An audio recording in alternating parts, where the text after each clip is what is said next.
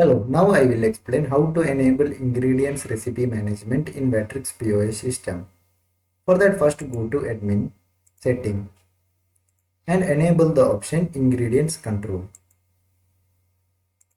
Next go to inventory item master. Click on the ingredients button to open the ingredients page. Next choose the menu item you want to add ingredients for. For example, I will choose as mango juice. Next enter the ingredients details. For example, I will add milk and quantity.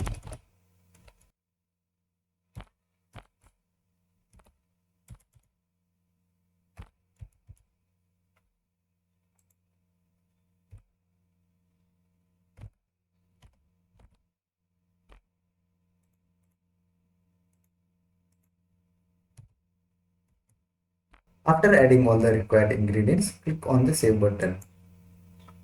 Now the ingredients is successfully saved for this menu item. This is how you set or enable ingredients or recipe management in Vatrix POS system. Thank you.